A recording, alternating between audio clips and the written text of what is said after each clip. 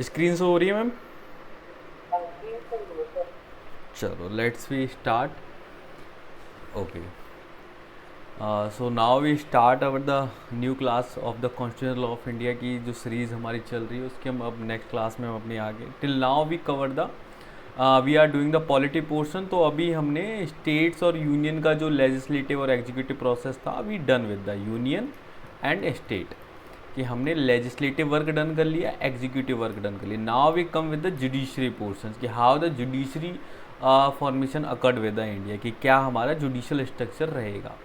तो as we know federal structure we are followed with them. In a central level we have the supreme Court. For a particular every state we have the high court, and for at a district level we also have the district courts and the lower courts which we also call the lower courts का हमारे पास provisions है. So and the district courts are primarily deal with the laws regarding the states and the whatever the custom are be followed by that high court are be followed in the district courts. तो पहले हम अपनी judiciary के supreme court के बारे में अगर हम बात करें, part 5th of the Indian constitution are deal with the concept of the Supreme Court, and the article 124 to 147 are deal with the provisions or regarding the Supreme Court. एक supreme court होगा India में which is the toppest and the highest court of the India, and the chief justice of India is the highest judicial officer of our country. That is the concept regarding the supreme court, and that will be followed by the high court, and high court will be followed by the subordinate courts like district and lower courts. It is the hierarchy of a judiciary system. Judiciary are primarily are the one of the major important organ of every government which are work as a safeguard of all constitutional provisions. पूरे constitution का जो security provisions को जो अपने अंदर लिए बैठा है वो जुडिशरी है. तो जुडिशरी अपने आप में एक इंडिपेंडेंस ऑटोनॉमस बॉडी है which deal with the all of the functions regarding the statutes, constitution and all other rules and regulation, how the legal formalities are occur, what ever the executive and legislature actions are legal और not, that all paradigm will be discussed by the courts of India, judiciary of India, and the supreme Court is the one of the highest court of India. CGI की अगर हम बात करें, if we talk about the qualification of the chief justice of India, तो 4-5 हमारे पास normal qualifications है. First of all he should be the citizen of India, and he have to be at least 5 year either be a high court जजेस, या तो वो high court का जज रहा हो पिछले 5 सालों से, या फिर ही हैव प्रैक्टिस एनी 2 और मोर हाई कोर्ट, 1 और मोर हाई कोर्ट फॉर 10 ईयर्स. या तो उसने 10 साल की देखो प्रैक्टिस करी हो, या 5 साल वो हाई कोर्ट जज रहा हो, और इंडियन सिटीजन होना चाहिए. Next is about he should be in the opinion of the president. इस लाइन पे हम आगे जब appointment of the chief justice of India पे डिस्कस करेंगे तो इस पर बड़ा डीप डिस्कस करेंगे कि ओपिनियन जो प्रेसिडेंट की डिस्टिंग्विश लिस्ट है, प्रेसिडेंट ने जो डिस्क्राइब कर रहा है कि रखा है कि भाई ये आदमी मुझे अपॉइंट करने, इनमें से मुझको किसी को चुनना है, तो उस लिस्ट का जरूर वो पार्ट हो.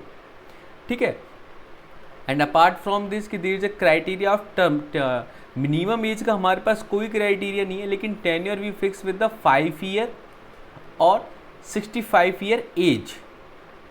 5 ईयर का टेन्योर रहेगा या फिर 65 ईयर एज आपकी मैक्सिमम लिमिट रहेगी. वट एवर भी कम था अर्लियर, जो भी चीज़ पहले आएगी उस बेसिस पे वो रिटायर हो जाएगा. सपोज अगर वो 61 ईयर का अपॉइंट हुआ है तो 4 साल बाद जैसे ही वो 65 का होगा वो रिटायर हो जाएगा, क्योंकि 5वां साल जो होगा वो 66 का होएगा.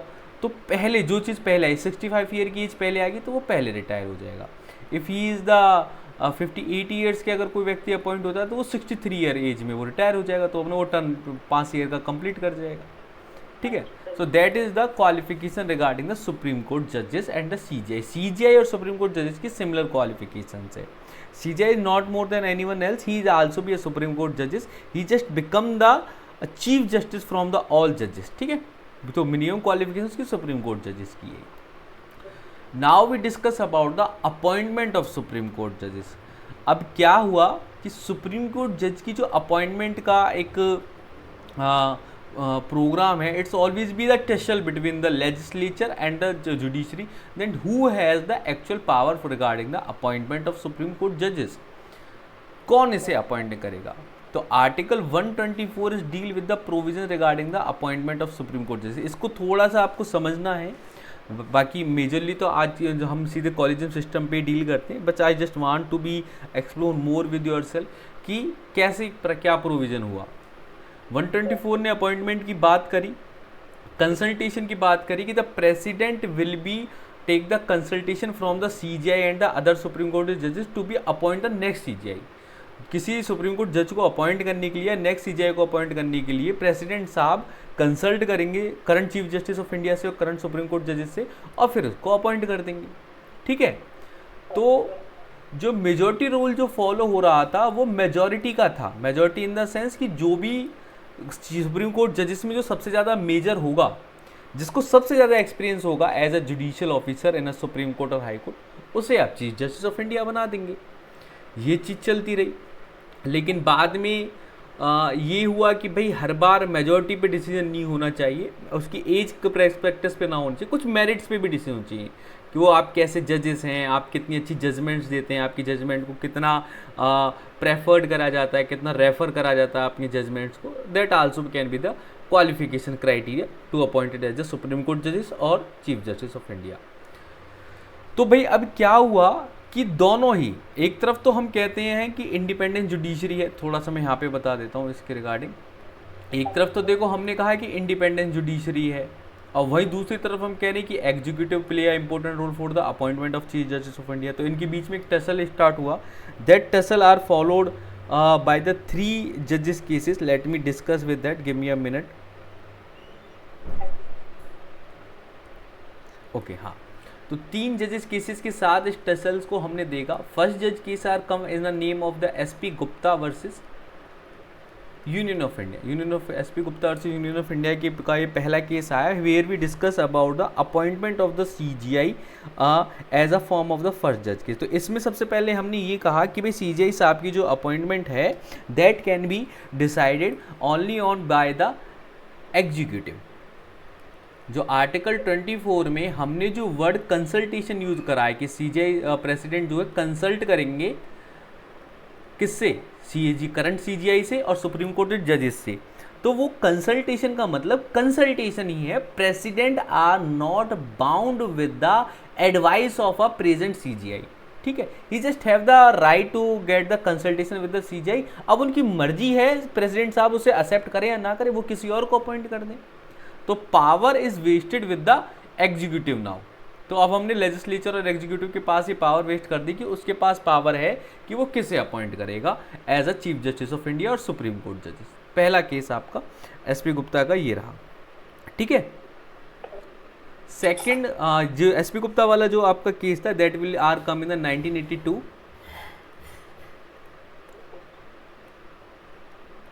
Second are the reference are come, नहीं, not the reference, it's the supreme Court advocate on record case आया। Supreme Court advocate on record का एक केस आया 1993 में। Here the court says that, Supreme Court very clear with that the word consultation, जो हमने अभी इस पे डील कर रहे थे, वर्ड कंसल्टेशन मीन्स कॉन्करेंस। कि भाई ऐसा नहीं है कि कंसल्टेशन आपने जस्ट नॉमिनल कंसल्टेशन ली फिर CGI की बात मानी नहीं मानी, ऐसा नहीं होगा। जो CGI ने कंसल्ट दे दी वो कंफर्मेशन है, वो एज अ एडवाइजरी नहीं है कि आप उसको मानो या ना मानो। फिर तो सुप्रीम कोर्ट की इंडिपेंडेंसी कहाँ रह गई? What about the independency with the supreme court? अगर आप उसकी एडवाइस मानेंगे ही नहीं, फॉलो आउट नहीं करेंगे, so what will the independency left with the supreme court? So Supreme Court very clear with that whatever be name suggested by the CJI and the current Supreme Court judges, that should be adapted as the concurrence, and president should be adopted president should be appoint only that guy whom name are given by the current CJI. ठीक है, यहाँ पे अब हमने power waste कर दी judiciary में। ठीक है, उसके बाद एक थर्ड जजेस केस आया in 1998। Here the it's a reference potential case. यहाँ पे प्रेसिडेंट साहब ने रेफरेंस लिया फिर से सुप्रीम कोर्ट से कि भैया क्लियर करके दें क्या सिस्टम आप बनाना चाहते हैं, क्या फॉर्मेशन आप करना चाहते हैं। तो and that time they create the provisions of the collegium. यहाँ पे उन्होंने कहा कि हम ना कॉलेजियम फॉर्म करेंगे। Now we make a collegium for the appointment of the supreme court जजेस, हाई कोर्ट जजेस and the transfer of the जजेस। Get it? क्लियर हुआ? तो पहले हमने कहा कि एग्जीक्यूटिव के पास कंप्लीट पावर है, कंसल्टेशन का मतलब कंसल्टेशन है, जैसा प्रेसिडेंट चाहेंगे वैसा कर लेंगे। सेकंड जज केस में हमने ये कहा कि भाई कंसल्टेशन मीन्स कंकरेंस, आपको हमारी बात माननी पड़ेगी, जो भी सीजीआई और करंट जुडिशरी कहेगी उसी के कहने पे आप नेक्स्ट सीजीआई और नेक्स्ट सुप्रीम कोर्ट जजेस को आप अपॉइंट करेंगे।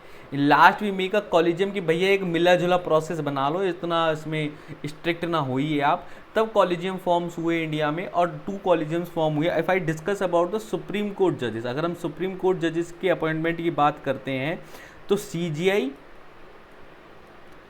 प्लस 4 सीनियर मोस्ट जजेस मिलके डिसाइड करेंगे।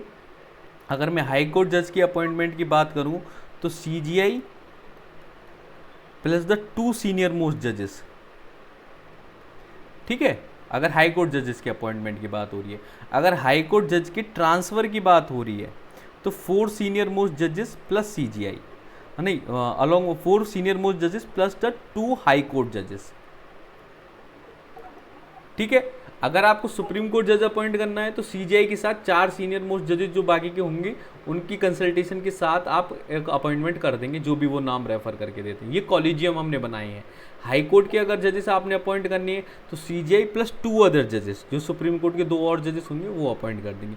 अगर हाई कोर्ट में कोई ट्रांसफ़र करना है तो 4 जजेस सुप्रीम कोर्ट के, 2 जजेस हाई कोर्ट के कलेक्टिवली मिलकर एक फॉर्मेशन रेडी करेंगे और उस हिसाब से वो ट्रांसफ़र कर देंगे। Till now you be transfer. High court जजेस के ट्रांसफर होते हैं मैम, एक स्टेट से दूसरे स्टेट में ट्रांसफर होता है, ठीक है। So that is the concept regarding the appointment of the chief justice of India, supreme court जजेस एंड द हाई कोर्ट जजेस। देयर इज अ 3 जज case, SP Gupta case, supreme Court advocate on record case और री reference case in 1998। पहले हमने कहा executive के पास पावर है, फिर हमने कहा जुडिशरी के पास पावर है, and third we says the we have to be make a collegium. Collegium हमने बनाए सीजीआई प्लस 4 जजेस for Supreme Court, CGI plus 2 other जजेस for the high court and the supreme Court 4 जजेस and the 2 High court जजेस for the high Court transfers. Get it? ये आपका appointment of the judiciary रहा। और जो appointment की जो ओथ होगी that will be accord by the president. President साहब इन सबको रिक्रूट करेंगे और ओथ लेंगे। Get it? Now we come with the removal. आपने अपॉइंट कर दिया, how can be remove the जजेस? तो जो इम्पीचमेंट का process, if you remember that process with the president and vice president, you remember that जो president के साथ हमने इम्पीचमेंट प्रोसेस अडॉप्ट करा, similar like a process we also adopted in the removal of the supreme court जजेस and the high court जजेस also. So article 124 subclause 4 deal with these things. Article 124 subclause 4 is deal with the removal of the Supreme Court. बड़ा simple सा है। मैं यहाँ पे आपको बता के चलता हूँ, लोकसभा या राज्यसभा किसी में भी ये आप मोशन स्टार्ट कर सकते हो regarding the impeachment of the supreme court जजेस, ठीक है। पहले मैं ग्राउंड बता दूँ, 2 ही इन्होंने ग्राउंड रखे सुप्रीम कोर्ट और हाई कोर्ट जजेस के रिमूवल के लिए, एक तो मिसबिहेवियर और एक इनकैपेसिटी, कि आपने कोई मिसबिहेव करा with the councils, with the team, with the court members and the any staff of the court campus and the clients, with the parties, किसी के साथ आपने मिसबिहेव करा, अनअप्रोप्रिएट बिहेवियर करा, जो एथिकल नहीं था, जो इलीगल था, that will be ground. And incapacity regarding that कि you are not be capable to be perform your duty for the long run. अब आप उसमें कैपेबिलिटी नहीं रखते, आप अनसाउंड हो गए हैं, फिजिकली इनकैपेबल हो गए, what ever be the any reason which shows that you are incapable, ठीक है। तो ये तो ग्राउंड है। अब होगा कैसे जी? तो लोकसभा राज्यसभा में मोशन आपको स्टार्ट करना है। अगर लोकसभा में मोशन आप स्टार्ट करते हो तो you have to be get the motion started with the assent of the 100 member, और राज्यसभा में स्टार्ट करते हो तो 50 मेंबर। जब भी वो मोशन आएगा तो 100 मेंबर लोकसभा के साइन करेंगे, और या फिर राज्यसभा में आता है तो 50 मेंबर राज्यसभा के साइन करेंगे। Get it? तो सपोज अगर लोकसभा में ये मोशन आया तो पहले लोकसभा इसे देखेगी और इसमें एक क्या कहते हैं 2/3 रेशियो से इसे पास करेगी इस मोशन को, कि भाई हाँ ऐसा हुआ है, और then they will be pass by the 2/3 motion, ठीक है। 2/3 मोशन कब स्टार्ट होगा? First they make the inquiry on that thing, Lok Sabha में मोशन आया, 100 लोगों ने मोशन स्टार्ट करने के लिए कहा। मोशन स्टार्ट करने से पहले आप इंक्वायरी कमेटी फॉर्म करेंगे। जो भी लोकसभा का जो हेड है वो स्पीकर है, राज्यसभा के चेयरमैन जो हेड है वो चेयरमैन या स्पीकर जिस भी उसमें आए, तो एक इंक्वायरी कमीशन फॉर्म आउट होगी। इंक्वायरी कमीशन अगर ये रिपोर्ट देती है कि हाँ ये जजेस इस ग्राउंड पे गिल्टी होल्ड हो रहा है, तो उसके बाद उसमें वोटिंग हो जाएगी और फिर उसको उसकी पोस्ट से निकाल दिया जाएगा। वोटिंग का 2/3 का रेशियो है, ठीक है। तो वोटिंग होने के बाद लोकसभा और राज्यसभा दोनों की 2/3 बहुमत के साथ अगर वो पास हो जाता है तो वो उसको उस पोस्ट से निकाल दिया जाएगा। अगर राज्यसभा में आता है तो राज्यसभा उस पर डील करेगी, लोकसभा इंक्वायरी करेगी। लोकसभा में आता है तो लोकसभा पहले पास करेगी, राज्यसभा इंक्वायरी करेगी, then the things is occur. Get it? ये आपका इम्पीचमेंट का प्रोसेस रहा। You have to be remember with the numbers 150 and 2/3 voting, ठीक है। एक छोटा सा कंसेप्ट है एडॉक जजेस का। एडॉक जजेस आर्टिकल 127 और article 128 is also give the provision of the ad hoc जजेस। टेम्परेरी जजेस इन्हें बोलते हैं कि when ever the supreme court required some of the person to be there is a need of a some temporary supreme court जजेस, so they can appoint someone as a for a temporary basis for a particular time period specified areas में, specified locality में as a supreme Court जज किसी को appoint कर सकते हैं और वो सारे वो फंक्शंस करेंगे जो सुप्रीम कोर्ट जज के होते हैं। अब ये व्यक्ति कौन होंगे जो अपॉइंट होंगे? सबसे पहले जो व्यक्ति को हम सुप्रीम कोर्ट जजेस टेम्परेरी बेसिस पर अपॉइंट कर रहे हैं वो पूरा क्वालिफाइड होना चाहिए एक परमानेंट सुप्रीम कोर्ट जज बनने के लिए। और ऐसा करने से पहले we have to be take the consult from the president. ऐसे नहीं कि सीजीआई के मन में आए और किसी को भी टेम्परेरी सुप्रीम कोर्ट जज बना दिया। हमें प्रेसिडेंट साहब की कंसल्ट लेनी पड़ेगी, रीजनेबल ग्राउंड दिखाने पड़ेंगे कि भाई इस कारण हम किसी स्पेशल एरिया में एक सुप्रीम कोर्ट जजेस को अपॉइंट कर रहे हैं क्योंकि वहाँ के लोगों को आने जाने में दिक्कत होती है या फिर छोटे छोटे मैटर वहीं पर डील आउट हो जाए। That's why we appoint a supreme का एडॉक जजेस for a time period. Get it? अब ये जजेस या तो हाई कोर्ट के जजेस हो सकते हैं या फिर रिटायर्ड जजेस भी एडॉक जजेस बनाए जा सकते हैं, ठीक है। चलो now we discuss about the jurisdiction of the supreme court कि सुप्रीम कोर्ट करती क्या है, उसके काम क्या है। तो 3-4 जुरिस्डिक्शंस के बारे में हम इसमें डिस्कस करेंगे। First we go with the original jurisdiction. Originally जो आर्टिकल 131 में इसके पास पावर है, ये मैटर डिस्प्यूट आउट करती है state government and central government. अगर सेंट्रल गवर्नमेंट या स्टेट गवर्नमेंट के बीच में कोई डिस्प्यूट है तो उसके लिए आप डायरेक्टली सुप्रीम कोर्ट अप्रोच कर सकते हैं, या फिर दो स्टेट गवर्नमेंट्स के बीच में कोई मैटर डिस्प्यूटेड आउट है, या फिर सेंट्रल और स्टेट गवर्नमेंट एक तरफ है और दूसरी तरफ कुछ स्टेट गवर्नमेंट्स हैं। That type of matter when the two governments have some dispute with each other, then they can be approached to the Supreme Court. Okay. If I talking about the appellate jurisdiction, so in the civil case and in a criminal case, in the both type of cases, the court have the power to hear the appeal. But these court are hear the appeal only in case of the whenever the substantive law are in issue. Get it? किसी fact substantive fact पे ये ज़्यादातर ये discussion नहीं लेंगे, ये substantive law पे लेंगे कि लीगली ये चीज़ सही है या गलत है। किसी लॉ को इंटरप्रिटेशन करना, उसकी ऑब्जेक्टिविटी को चेक करना, उसके प्रोसीजर फॉर्मेलिटीज़ को चेक करना। If that type of question are raise with a case then they can be hear the appeal. अगर कुछ सब्सटेंटिव फैक्ट की बात है तो वो हाई कोर्ट और लोअर कोर्ट ही उससे डील करेंगे, ठीक है। Substantive law they are deal with the legal provisions, ठीक है। फैक्चुअल बातों पे नहीं करेंगे कि कोई एविडेंस लिया जाना चाहिए नहीं लिया जाना चाहिए। ये सब्सटेंटिव लॉ है, कोर्ट की पावर है नहीं है, जुरिस्डिक्शन है नहीं है, पनिशमेंट क्राइटेरिया लीगल है या नहीं है। अगर खाली फैक्चुअल्स बातें हो रही हैं कि इस व्यक्ति ने कोई एविडेंस दी, कोई गवाही दी, वो झूठी दी या सही दी, ये अगर हाई कोर्ट कहती है झूठी दी तो भैया ठीक है, हाई कोर्ट कहती है सही दी तो भी ठीक है, ठीक है। वो ऐसे छोटे छोटे जो मैटर्स हैं जो एक नॉर्मल इंटरप्रिटेशन से सॉर्ट आउट हो सकते हैं, that will B deal by the high courts and the lower courts, ठीक है। तो दैट इज द हाँ क्या चीज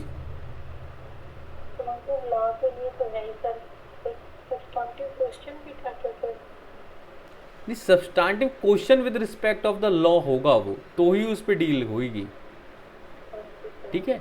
even if whenever you want to file a case in a supreme court you have to be get the certificate from the high court also कि high court से एक certificate आपको लेना पड़ेगा कि हाँ हाई कोर्ट को भी लगता है कि ये केस सच में अपीलेबल है सुप्रीम कोर्ट के लिए। Only that time can the High Court file that type of case. Get it? चल, now we come with the writ. Writ का जो पोर्शंस है 5 writs our available to with the supreme court, article 32 में defined है. तो वो अभी हम आगे करेंगे. जितनी भी 5 रिट्स हैं हमारी, हैबिस कॉर्पस, मैंडेमस, सर्शियोररी, क्यो वारंटो एंड प्रोविशो, हम 5 रिट्स को आगे एक बार ब्रीफ में डिसाइड करेंगे जब हम हाई कोर्ट का पोर्शन पढ़ेंगे. रिट का जो प्रोविजंस है हाई कोर्ट और सुप्रीम कोर्ट के लिए सिमिलर है. जो रिट्स 5 इसमें अवेलेबल है वही सुप्रीम कोर्ट के पास अवेलेबल है. Get it? Advisory power are vested with the Article 143. By virtue of the advisory power, it means that the President can seek the advice from the courts, CGIs and the Supreme Court judges at any time on any matter. एक बात ये रही कि president साहब advice सीख कर सकते हैं. दूसरी बात ये रही कि अब उन्होंने एडवाइस सीख करी, it's not be the boundation and the compulsion with the supreme court that they always be give advice to them. अगर सुप्रीम कोर्ट को ऐसा लगता है कि किसी पॉलिटिकल एजेंडे की वजह से या फिर कोई अपने पार्टी एजेंडा की वजह से वो कोई एडवाइस सीख करना चाहते हैं और सुप्रीम कोर्ट चाहती है कि भाई मुझे पॉलिटिक्स का पार्ट नहीं बनना, then they can completely deny to give the advice. और प्रेसिडेंट साहब भी इस एडवाइस से बाउंड नहीं रहेंगे कि जो सुप्रीम कोर्ट ने एडवाइस दी भैया वो अब लॉ मुझे बनाना पड़ेगा, ये क्या हो गया. It's complete, both are completely can free, but there is a role of the supreme court and the president relation is that कि whenever the president required any legal advice they can approach to the CGI. Okay, now we come with the revisionary power. Revisionary power are vested with the Article 36 and it we also can be said the power of review. Supreme Court has the power to review any action of the executive and the legislature. कोई भी किसी भी governmental organisation का कोई भी work है, even अगर non governmental organisation का वर्क है और आपको लगता है कि वो इलीगल है या अनएथिकल है, then the supreme court have the power to review that thing. Court के एक्शंस को, लेजिस्लेचर के एक्शंस को, एग्जीक्यूटिव के एक्शंस को, इन्फीरियर कोर्ट जो हैं उनकी एक्स्ट्रा जुडिशियल या फिर अल्ट्रा वायरस एक्ट को the supreme court can be review at any time. Get it? So these are the power which are vested with the supreme court. Original jurisdiction है उसके, जो अपने ओरिजिनल वर्क है, original matters है, central state के बीच में कोई डिस्प्यूट है, स्टेट के बीच में dispute, with that will be hear by the supreme Court. Appeal hear कर सकते हैं both in civil and criminal cases में, but there be should be deal with the substantive law. Writ jurisdiction article 32 में है for the safeguard of the fundamental rights. Advisory they can be seek by the president from the supreme court जजेस. And the revisionary power to revision and review all type of acts. And the even supreme court can be review and revise their own judgement also. अगर आपकी supreme court ने कोई judgement file कर दिया, उस supreme court के बाद तो कोई अपील नहीं है, पर रिवीजन फाइल हो सकती है सुप्रीम कोर्ट में कि भैया एक बार और इस पर विचार कर लीजिए. ठीक है? So that is here we done with the concept of the supreme court जजेस, उनकी पावर, उनकी अपॉइंटमेंट प्रोसेस एंड उनके impeachment. Now we come with the high court जजेस. From the Article 240 we are deal with the High Court judges, and that article is said that the every High Court, every state there have the own High Courts. It's a general rule, but there is a exceptions also available कि one High Court can also play a role of 2 or more states. ठीक है? Jurisdiction में जो review करेगी supreme court, जो review करेगी वो खुद ही कोग्निजेंस करके करेगी या कोई अपील करेगा या रिवीजन उसके होगा? जब कोई रिवीजन फाइल करेगा, यहाँ पे जो बात है वो स्यू मोटो वाली बात नहीं है रिवीजन की. जब कोई अपील फाइल करेगा, ठीक है, जब कोई रिविजनरी एप्लीकेशन गिरेगा, रिवीजन फाइल करेगा, only then can be go with the revisory jurisdiction. ठीक, चल. हाई कोर्ट के साथ सिनेरियो ये है कि प्राइमरी हर स्टेट का अपना हाई कोर्ट होता है, but article 231 is allowed to the power with the parliament कि वो एक कॉमन हाई कोर्ट भी बना सकते हैं 2 स्टेट्स के लिए या फिर किसी एक यूनियन टेरिटरीज के बीच में कोई एक कॉमन हाई कोर्ट्स बना सकते हैं. Otherwise general rule is said that the every state have their should be their own high courts. ठीक है? क्वालिफिकेशंस की अगर हम बात करें तो सिटीजन ऑफ द इंडिया होना चाहिए और at least 10 year experience as a advocate in a, या तो वो 10 साल के लिए जुडिशियल ऑफिसर रहा हो या 10 साल को उसका एडवोकेसी का एक्सपीरियंस हो इन अ हाई कोर्ट और with any court, any successive court of that high courts. ठीक है? 10 साल से या तो वो वकील रहा हो या फिर 10 साल से उसके बाद जुडिशरी की पोस्ट हो. Get it? हाई कोर्ट का भी हमने कॉलेजियम पढ़ा ही है recently, chief justice of India द्वारा अपॉइंट करे जाएंगे, उनको चीफ जस्टिस ऑफ इंडिया द्वारा रिकमेंड करे जाएंगे to the president, president time to time उनको अपॉइंट करता है रहेगा। रिमूवल का प्रोसेस इज क्वाइट सिमिलर, वही दो ग्राउंड है, मिसबिहेवियर एंड कैपेसिटी, और पार्लियामेंट में इम्पीचमेंट के प्रोसेस के थ्रू हाई कोर्ट जजेस also can be removed from his post. ठीक है, स्टेट गवर्नमेंट, स्टेट असेंबली उनके रिमूवल के प्रोसेस में इंटरफेयर नहीं करेगी। Then state government neither is the recruiting authority and neither is the removing authority. ठीक है, अब बात आती है कि हाई कोर्ट की ओरिजिनल जुरिडिक्शन होती है या नहीं होती है। हालांकि कुछ समाव केसेस में हाई कोर्ट की ओरिजिनल जुरिडिक्शन बताई गई है, स्पेशल किसी मैटर में, विल सक्सेशन के regarding, but I personally think high court अपने आप में कोई स्पेशल ओरिजिनल जुरिडिक्शन नहीं रखता, ही ऑलवेज भी deal with the appellate jurisdiction. Lower court से जो अपील हाई कोर्ट में जाती है वो ही डायरेक्टली हाई कोर्ट में स्टैंड आउट करती हैं। अदरवाइज डायरेक्टली कोई ऐसा रेयर चांसेस में कोई केस होगा जो डायरेक्ट हाई कोर्ट में आप फाइल कर सकते हैं, except the writ jurisdiction. Writ jurisdiction का क्राइटेरिया जरूर हाई कोर्ट के पास है कि अगर आपका कोई फंडामेंटल राइट इन्फ्रिंज हो रहा है during the territory of the high court, then you can be directly approach to the high court. ठीक है, इसके अलावा अगर मैं इसके फंक्शंस की बात करूं तो यहाँ पे एक administrative functions is also vested with the high court, कि हाई कोर्ट सुपरवाइज करेगा सारे सबऑर्डिनेट कोर्ट्स को। Article 227 give the high court to the power of the superintendence all the courts which are come under that territory, which are come under the high court in his territory. ठीक है, एक छोटा सा exception ये है कि जो military courts होती है ना आर्म्ड फोर्सेस की, वो हाई कोर्ट के अंदर नहीं आती, चाहे वो उसकी टेरिटरी में हो। जैसे हरियाणा में अगर कोई मिलिट्री कोर्ट है तो उसकी कोई अकाउंटेबिलिटी और responsibility in respect to the high court नहीं होगी। ठीक है, that is with the high court. And if I talk about the subordinate courts and the lower court, we also have the custom and the provisions of the district courts, district session judges. Apart from that, there is a concept of additional district judges, additional assistant session judges, chief judicial magistrate, assistant chief judicial magistrate, ACJM जिसे हम बोलते हैं, judicial magistrate first class, judicial magistrate second class, and so many other things. And this the same concept is also available for the metropolitan state.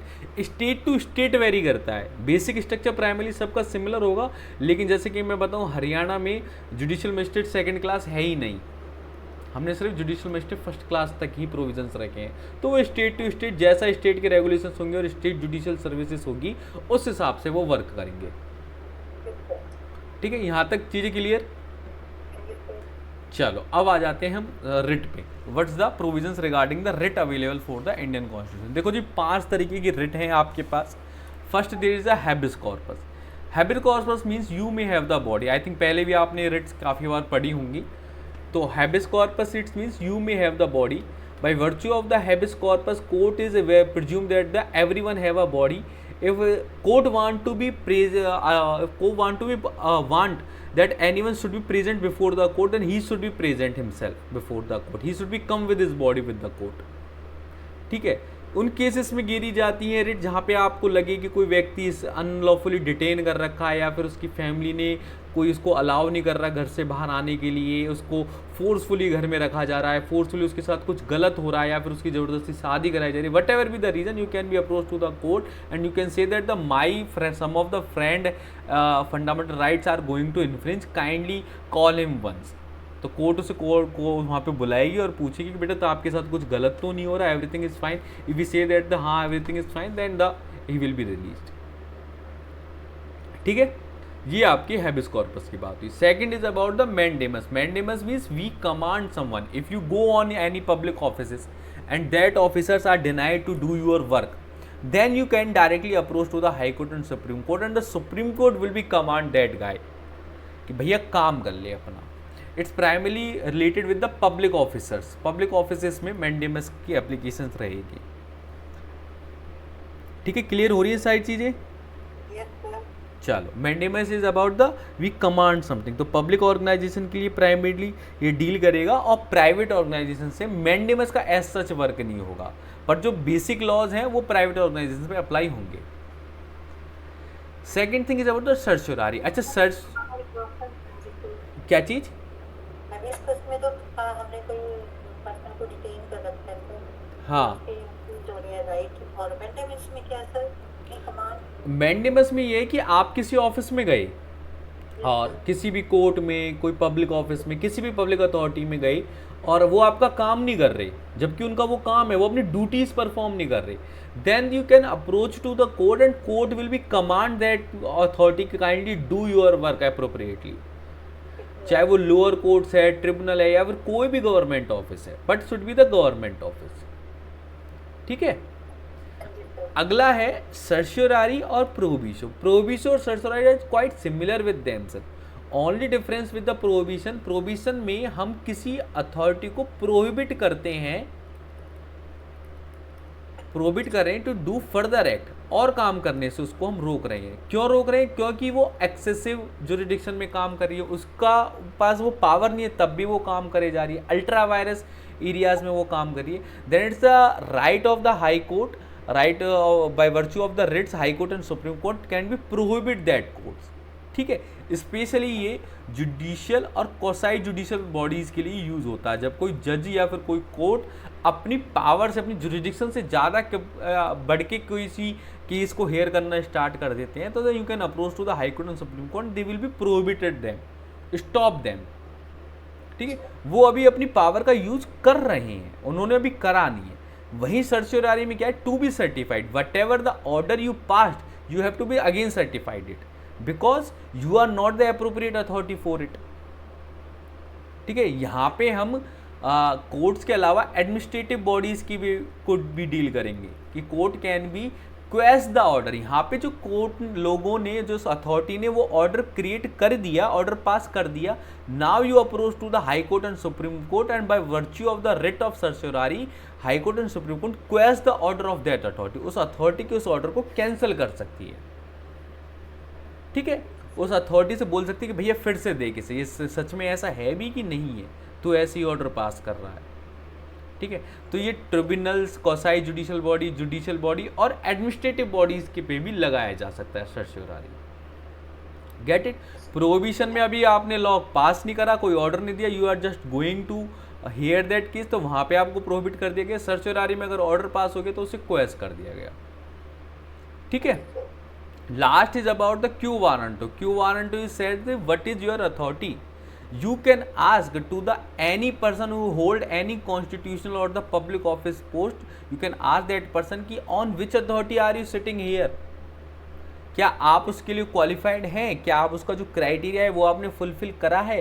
अगर कोई person unnecessary illegal post, illegal way से, illegal mean से किसी post को capture करता है, then you can restrain to him.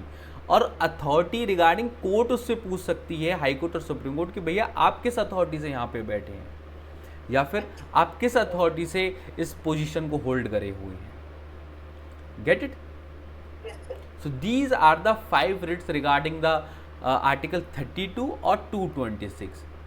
थोड़ी सी एक बात और शायद मैंने पहले ही बताई होगी, एक डिफरेंस आर्टिकल 32 और 226 का ये है कि 32 are deal only with the fundamental right and 226 deal with the fundamental right and any other rights.